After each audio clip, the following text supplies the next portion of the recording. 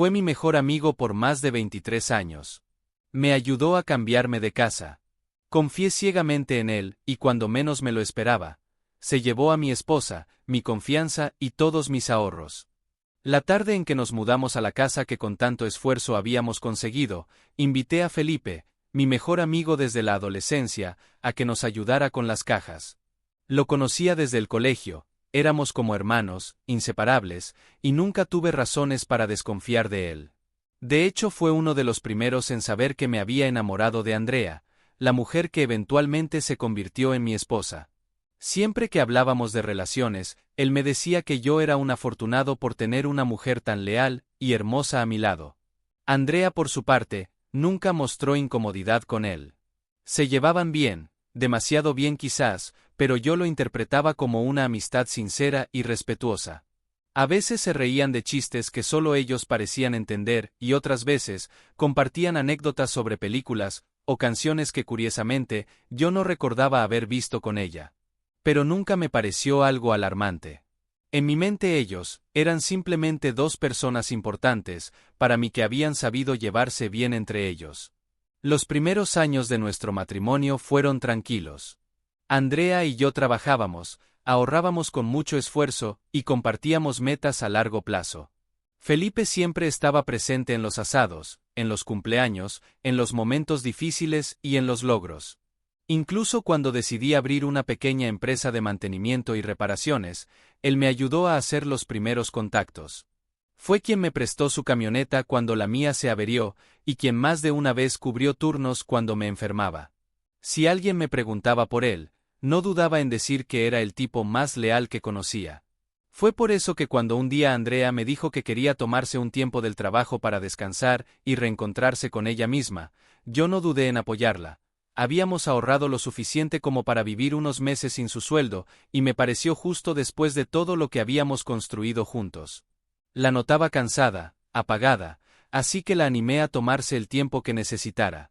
Felipe incluso se ofreció a pasar por la casa para ayudarla con cosas menores, como arreglar la cañería de la cocina o mover unos muebles del estudio.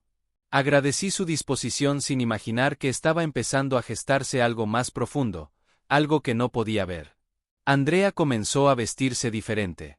No de forma provocativa ni mucho menos, pero sí con un cuidado que antes reservaba solo para ocasiones especiales. Me decía que aunque no saliera de casa, necesitaba sentirse bien con ella misma. No me visto para nadie, es solo por mí, me repetía mientras se arreglaba el cabello con una delicadeza que hacía tiempo no le veía.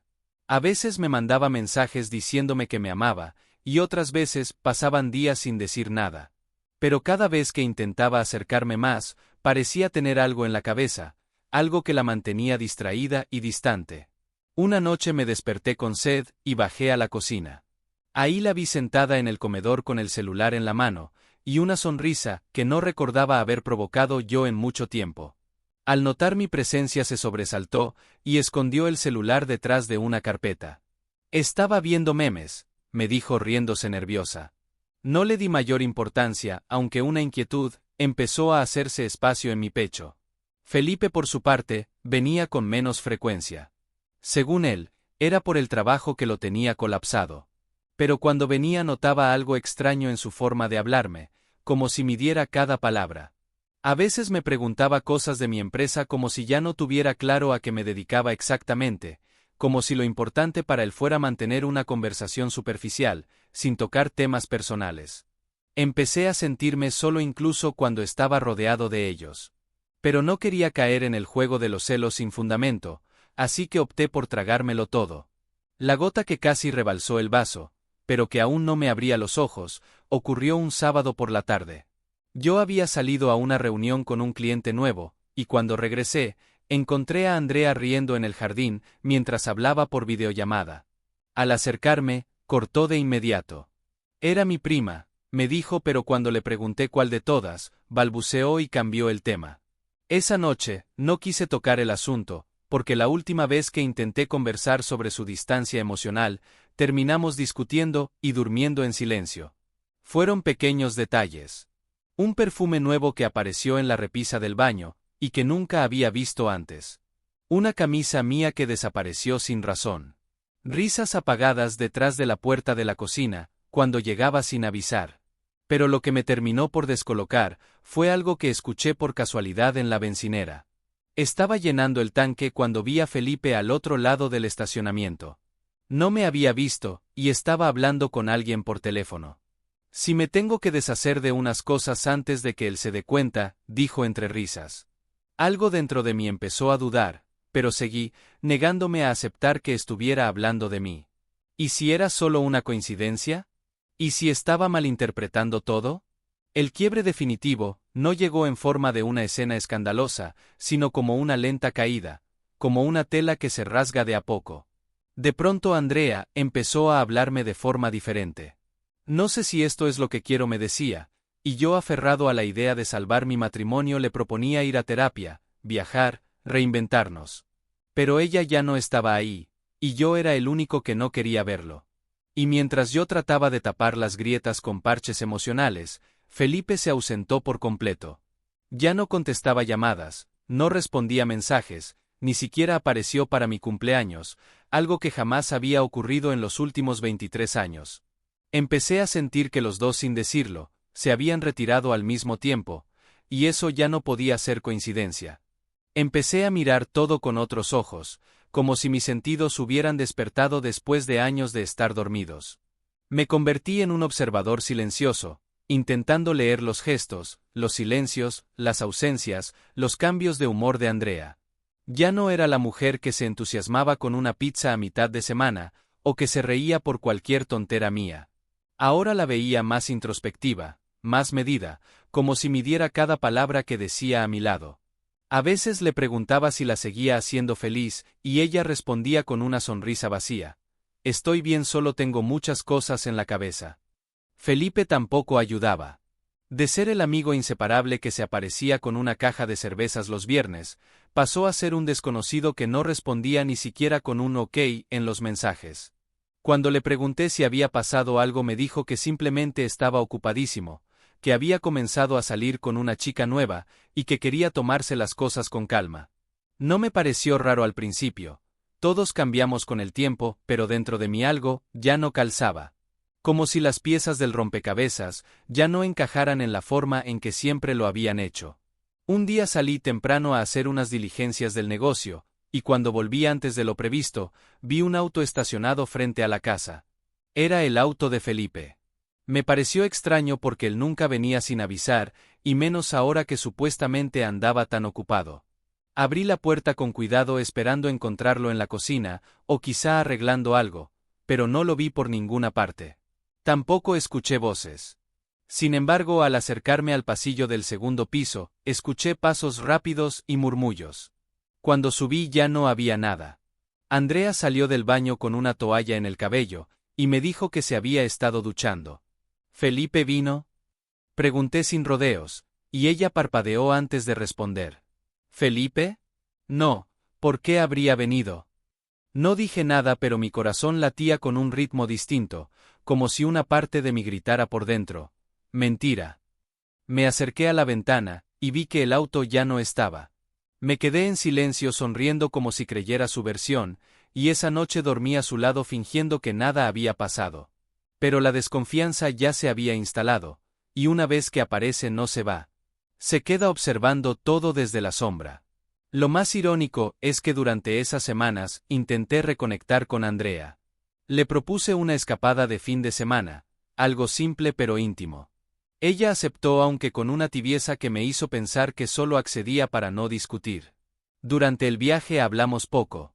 Yo intentaba encender conversaciones, y ella respondía con monosílabos. Cuando le pregunté si aún me amaba, desvió la mirada, y me dijo que no sabía. Que estaba confundida. Que no se sentía ella misma. Pensé que era una crisis, algo que podíamos superar. Pero ahora sé que estaba armando un escenario perfecto para justificar su huida. Felipe, mientras tanto, subía fotos nuevas a redes sociales. En una de ellas, aparecía en un restaurante que yo había querido visitar con Andrea hace meses, pero que ella siempre había rechazado por ser muy caro. En otra vi un brazo femenino a su lado, pero no se veía el rostro. Sentí una incomodidad absurda, como si mi pecho se apretara sin motivo concreto. Me odié por sentir celos injustificados, por sospechar de mi amigo y de mi esposa sin pruebas. Pero también me odié por no poder confiar ciegamente como antes. En una conversación casual con mi cuñado, él mencionó algo que me dejó en pausa. Me dijo: oye, vi a Andrea el otro día en el centro, estaba con alguien. Pensé que eras tú, pero no te vi.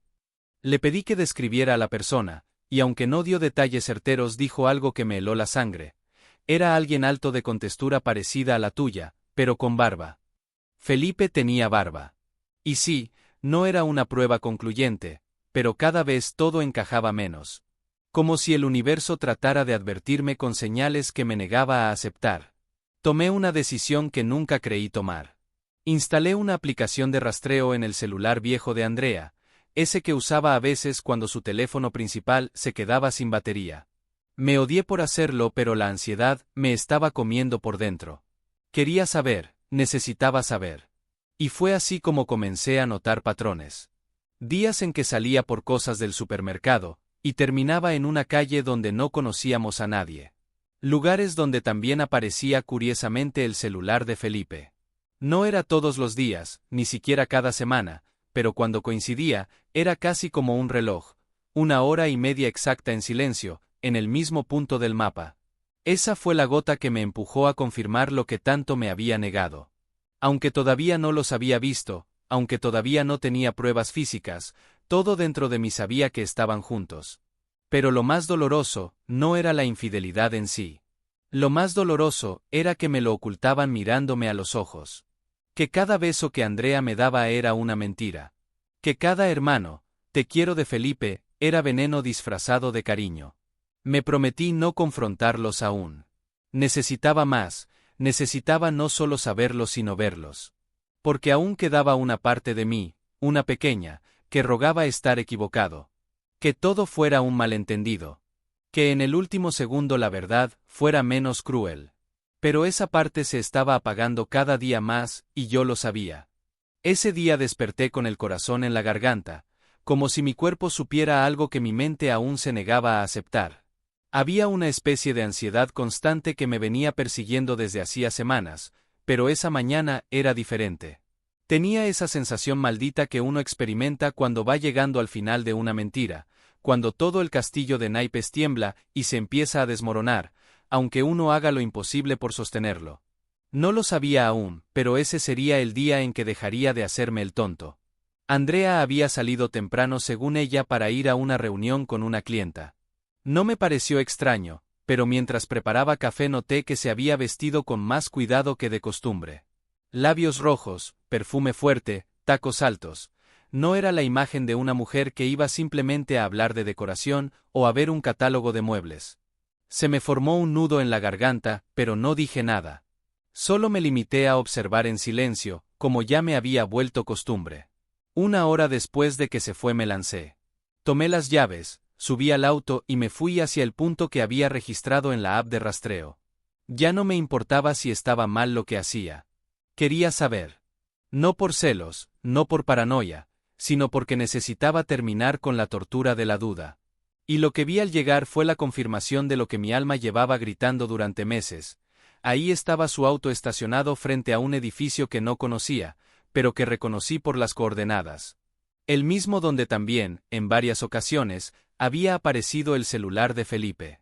No bajé del auto. Me quedé estacionado en la esquina, observando como si fuera un extraño espiando la vida de otros. Pasaron 15 minutos, 20, media hora, hasta que los vi salir juntos. Primero ella, luego él. Felipe llevaba un abrigo que le regalé para su cumpleaños. Andrea llevaba su bolso cruzado, y se reía por algo que él le decía. Pero lo peor no fue verlos juntos. Lo peor fue cómo se miraban. Con complicidad, con esa intensidad silenciosa que solo se tiene cuando hay intimidad. No se tomaron de la mano, no se besaron, pero el lenguaje entre ellos decía todo lo que necesitaba saber. Me hundí en el asiento, sintiendo que el aire me abandonaba el cuerpo. Solo me quedé ahí, helado, mientras mi corazón latía tan fuerte que sentía que podía romper el parabrisas. ¿Cómo habían podido? ¿Cómo había sido tan ciego? Pensaba en todas las veces que los invité a comer juntos, en las risas compartidas, en los secretos que confié. Pensaba en cómo me decían, te amo, y hermano, mientras en paralelo, me clavaban cuchillos en la espalda. Volví a casa con una rabia que no sabía manejar.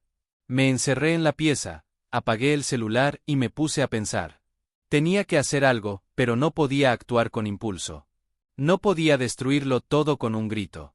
Si me había tomado tanto tiempo descubrirlos, también debía tomarme el tiempo necesario para darle su merecido.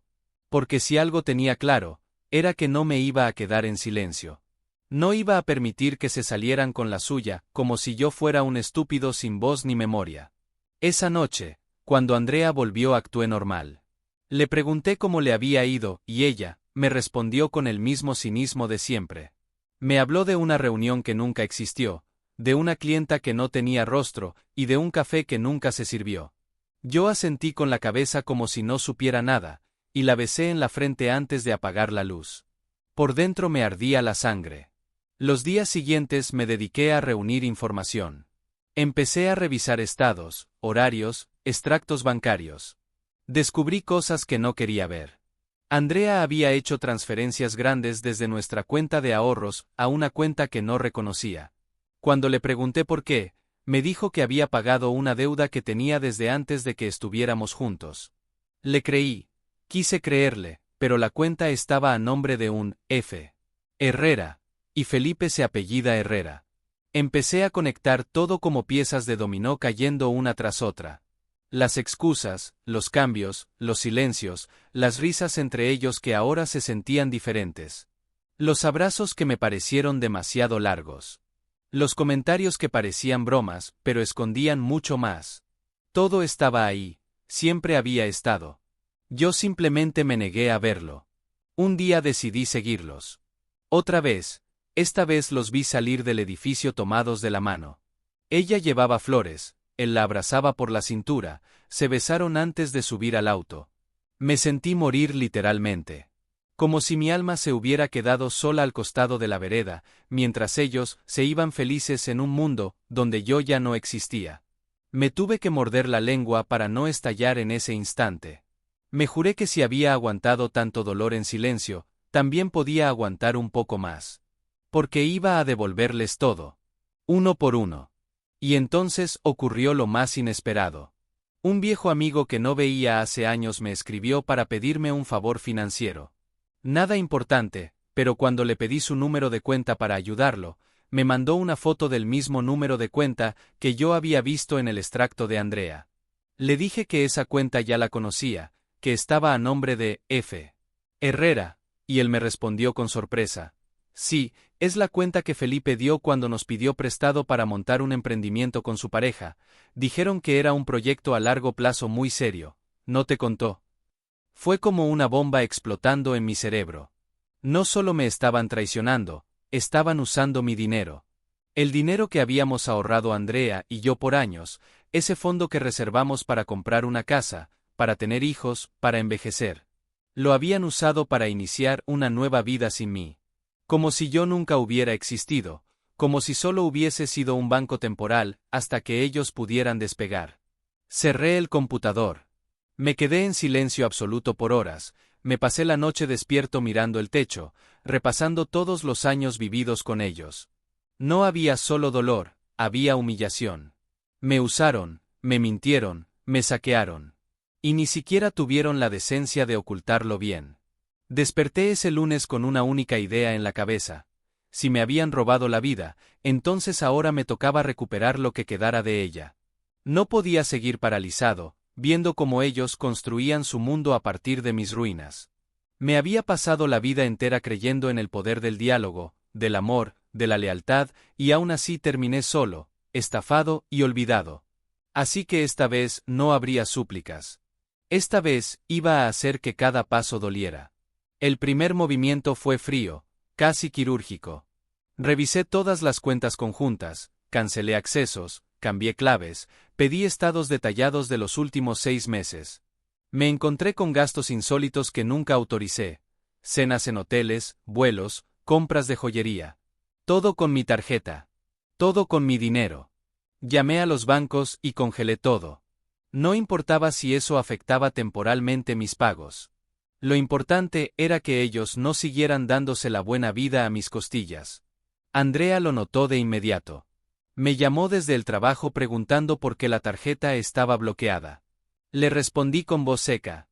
¿Ya no estás con el otro? Pídele la suya. Hubo un silencio de piedra, luego cortó. No regresó esa noche. Tampoco al día siguiente. El tercer día apareció Felipe en mi trabajo. Con la misma cara de imbécil con la que siempre entraba como si nada. Me pidió hablar afuera. Yo lo seguí sin decir nada. En la vereda con los autos pasando y el mundo girando como si nada estuviera ocurriendo, soltó la frase más absurda que escuché en mi vida. Mira hermano, lo nuestro con Andrea fue algo que se dio, no fue planeado, nos enamoramos. Pero no queríamos hacerte daño. ¿No querían hacerme daño? ¿Después de robarme a mi esposa y mis ahorros? Me quedé mirándolo sin hablar, solo lo observaba. Él siguió nervioso, solo venía a decirte que no hay rencores. Que podemos hablarlo, arreglarlo como adultos. No queremos problemas contigo. Ahí supe que el tipo no solo era un traidor, era un cobarde. ¿Arreglarlo como adultos? Le dije sin levantar la voz.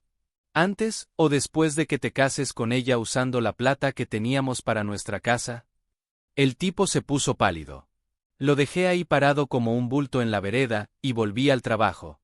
A la hora del almuerzo, ya había mandado un informe completo a mi abogado.